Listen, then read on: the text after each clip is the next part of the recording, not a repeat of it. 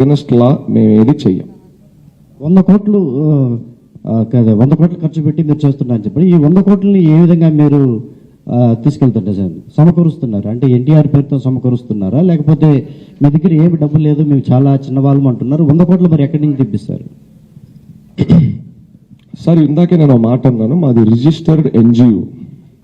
ఒక ఎన్జిఓకి సిస్టంలో ఎన్నిటికి యాక్సెస్ ఉంటుంది, అలాగే ఎన్నిటిని చేయగలదో ఇక్కడ సగం మందికి తెలియస్తారు బయట. అంటే అది వాళ్ళ సబ్జెక్ట్ కాదు, అది తప్పేం కాదు, మేము కూడా చాలా తెలుసుకున్న తర్వాతే దీంట్లోకి దిగడం జరిగింది. 100 కోట్లని మా కారు డిక్కీలో ఉన్నాయనో, లేకపోతే మా ఇంట్లో ఉన్నాయనో, మా సభ్యుల దగ్గర ఉన్నాయనో మేము ఎక్కడా చెప్పలేదు సార్. 100 కోట్ల రూపాయల సేవా యజ్ఞం, దాన్ని ఎగ్జాక్ట్లీ ఇంగ్లీష్లో ట్రాన్స్లేట్ చేస్తే 100 crore rupees social impact initiative. అంటే మీ జోబులో నుంచి ₹1 తీసి ఖర్చు పెట్టారంటే ఆబ్వియస్లీ ఇంకొకళ్ళు వచ్చి ₹90 ఖర్చు పెట్టి చేసేటట్టు మీరు చేశారు. అక్కడ ₹10 సేవ చేయించినట్టు మీరు. అక్కడ ₹10 మా జోబులోంచి పెట్టాల్సిన అవసరం లేదు. మేము సామాన్యం అంటున్నాం సార్, మా దగ్గర 100 కోట్లు ఎలా వస్తాయి? అన్ని పుకార్ని మేమేమి ఇలా రుద్దలేదు సార్. మేము స్ట్రిక్ట్లీ మా బోర్డు మీదే ఉన్నాం. అండ్ ఒక రోజు ఒక వేదిక వస్తుంది, ఆ వేదిక మీద వివరిస్తాం, ఈ 100 కోట్ల గురించి కూడా చెప్తాం. సో ఈ 100 కోట్లకు ఒక ముఖ్య ఉద్దేశం, మా టెక్నికల్ టీం, మా లీగల్ టీం గత 6 నెలలుగా 7 నెలలుగా కష్టపడుతుంది ఒకటే,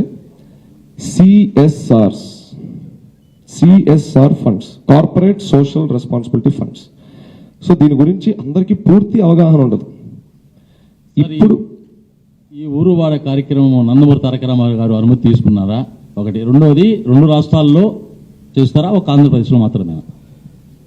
సార్ మాకు వాస్తవానికి మంచి పనికి ఎవరు పర్మిషన్ అవసరం లేదని మేము బలంగా నమ్ముతున్నాం. కానీ నేను మన ఇంటర్వ్యూలో కూడా మాట అన్నాను, అన్నా మేము మా హీరో గారికి మేము ప్రతిదీ వివరించుకోనివ్వండి. ఒక్కసారి రోడ్డు మీద నడుచుకుంటా వెళ్ళిపోయే ఒక అభిమాని, ఒకప్పుడు కథలు చెప్తున్నాను మీకు, జరిగినవి ఇవి. రోడ్డు మీద నడుచుకుంటా వెళ్ళే ఒక అభిమాని హీరో ఇంటి ముందు ఆగి హీరో గారి గేటు దగ్గర ఒక 2-3 రోజులు అలాగే కూర్చుంటే హీరో గారు బయటకు వచ్చి ఫోటో ఇచ్చి వెళ్ళినటువంటి వ్యక్తి మా రామారావు గారు. అలాంటిది 7 సంవత్సరాల నుంచి ఇంత సర్వీస్ చేస్తా, ఇంత అంటే మేము ఒక్కలమే చేస్తాం ఎప్పుడు చెప్పట్లేదండి. మాది కూడా మేము ఎగ్జాగరేట్ చేయట్లేదు, జనాలే ఎగ్జాగరేట్ చేస్తున్నారు. మేము కామ్గా సోషల్ మీడియా పోస్ట్ వేసుకొని వెళ్ళిపోయాం, జనాలే దాన్ని. సో అలాగా చిన్న అభిమాన్ని కూడా కలిసే మా రామారావు గారు ఇన్ని సంవత్సరాలుగా మేము ఇంత కష్టపడుతుంటే మమ్మల్ని ఎందుకు కలవట్లేదు? మేము ఆయన్ని కలిసి మొరపెట్టుకొని, అన్న మేము ఇంత కష్టపడుతున్నాం మీ గురించి, ఇలా ఒకటి అనుకుంటున్నాం, ఇది చేస్తే బాగుంటుందా లేదా ఒక్కసారి చూడండి అన్న, మా వయసు చాలా చిన్నది, మాకెవరు గైడెన్స్ లేరు, మాకు మేమే తడబడుకుంటా కింద పడతా లేస్తా చేస్తున్నాం చెప్పాలని ఎప్పటి నుంచో ఉందండి.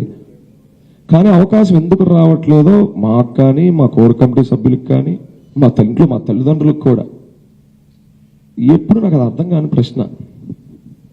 కాబట్టి అనుమతి తీసుకోవడం అంటే ఇదే సార్, మంచి పనికి అయితే అనుమతి లేదు, ఆయనే స్టార్ట్ చేయమన్నారు, అందుకే చేసాం. అంటే ఒక నిమిషం, ఇది ఎప్పుడు స్టార్ట్ అయింది మీ ఎన్జిఓ అనేది? సార్ యాక్చువల్గా ఎన్జిఓ కంటే ముందు ఒక చిన్న ఫ్యాన్ క్లబ్గా స్టార్ట్ అయింది 2020 కోవిడ్ ఫస్ట్ వేవ్లో. ఒక 6 నెలలకి మాకంటూ ఒక సపరేట్ ఇంట్రెస్ట్ చూపిస్తున్నారు ఆడియన్స్ మా కంటెంట్కి, దాన్ని ఎన్జిఓగా చేంజ్ చేద్దామని అనుకున్నాం. ఎన్జిఓగా చేంజ్ చేయగానే ఫస్ట్ ప్రోగ్రామే 50 ఊర్లో చేసాం, ఆంధ్ర, తెలంగాణ, కర్ణాటకలో. ఎందుకంటే ఆ టీం కూడా ఎక్సైట్ అయ్యారు మా కాన్సెప్ట్కి. మన రాజీవ్ కనకాల గారే పోస్టర్ లాంచ్ చేశారు. అలా తేరుకున్నాం అనేసరికి సెకండ్ వేవ్ వచ్చింది. సోషల్ మీడియాలో కాదండి, ఎన్జిఓ అంటే సోషల్ సర్వీస్ చేయాలి, గ్రౌండ్ లెవెల్లో ఉండాలి. అలా ఎంతమందికి ఎన్ని సేవా కార్యక్రమాలు చేశారు, ఎలా చేశారు, ఎంతమంది మీ టీం ఉన్నారు ప్రస్తుతానికి?